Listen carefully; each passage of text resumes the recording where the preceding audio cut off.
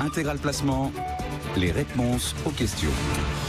Nous sommes à la retraite avec des pensions très différentes, nous dit Monique. Faut-il faire quelque chose avant le 15 septembre à cause du prélèvement à la source? Alors, prélèvement à la source, c'est vrai que vous avez plusieurs taux.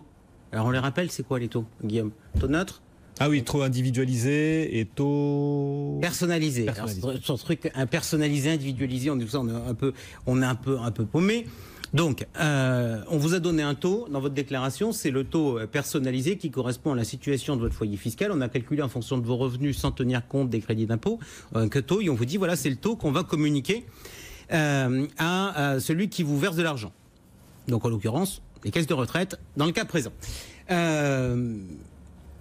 On a d'autres taux. Alors, on a le taux neutre. Alors, est-ce que Monique a intérêt à opter pour le taux neutre? Alors, vous savez que le taux neutre, c'est le taux qui a été inventé pour calculer les revenus sur un seul individu sur la base d'un célibataire pour que surtout, l'employeur ne sache pas les autres revenus du ménage ni de la situation familiale, etc. Parce qu'on veut cacher son... Alors, on va le dire tout de suite à Monique, en étant un peu caustique.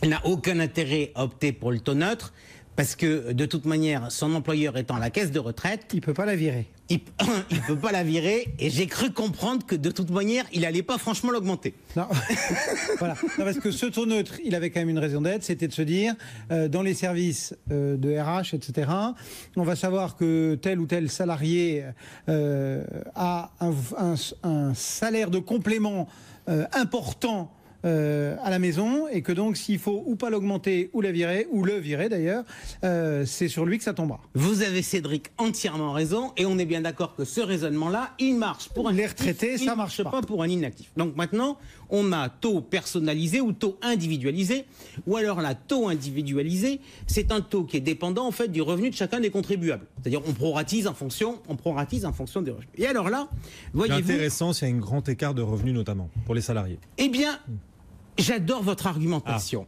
Eh bien, je vais vous dire que c'est pas ma réponse. C'est pas ma réponse, et je vais vous dire pourquoi.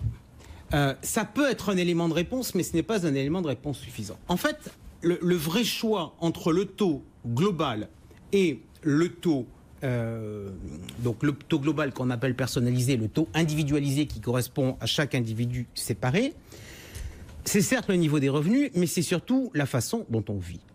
Je vous explique. Vous êtes aujourd'hui dans une situation où vous êtes deux conjoints et vous vivez avec un compte commun. Et jusqu'à présent, les impôts étaient payés par le compte commun. Donc, les pensions alimentaient le compte commun et les impôts sortaient du compte commun. En pareille situation, si vous prenez le personnalisé ou l'individualisé, ça ne change strictement rien. Pourquoi ? Parce qu'en pratique, on va minorer les pensions de manière peut-être différente, mais au final, ce qui tombera sur le compte commun, ça sera la même chose que quel que soit le taux.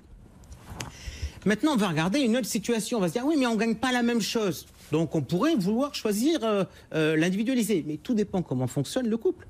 Mettons-nous dans une hypothèse où vous vous trouvez dans une situation où il a été décidé dans le couple qu'il y avait des comptes qui étaient séparés. Donc, dans ce cas-là, les pensions arrivent sur des comptes séparés, mais que la répartition au sein du couple auparavant, c'était de se dire, bah tiens, c'est monsieur qui paie le loyer, et s'ils sont locataires, et c'est madame qui paie les impôts.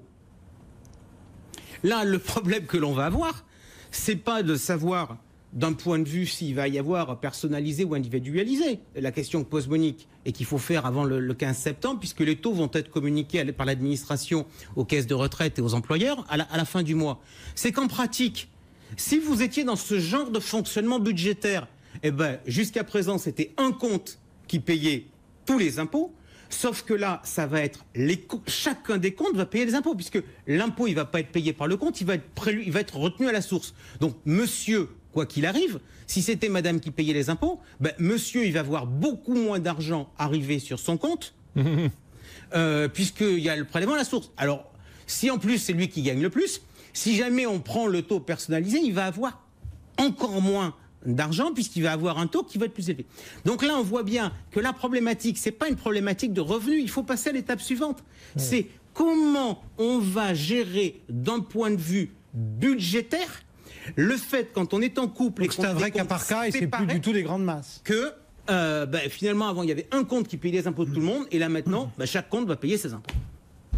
Donc c'est une question qui n'est pas que fiscale, mais qui est budgétaire. Voilà, Monique. Donc pour résumer pour Monique, elle règle son problème budgétaire, elle s'embête pas à discuter, à changer son taux, et elle voit comme avant, quoi. Elle dit à son mari, faut qu'on revoie la répartition des charges dans le couple. Ah oui, Faut qu'on parle. faut qu'on parle. Jean-Pierre, faut qu'on parle.